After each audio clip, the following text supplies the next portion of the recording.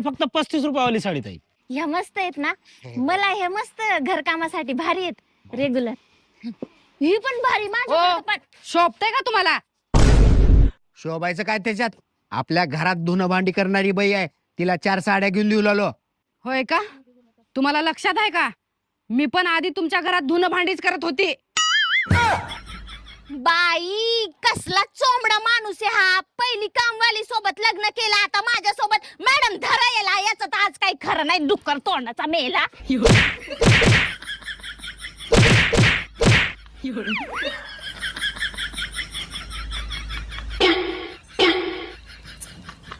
Sir, मला एक मदत पाहिजे होती.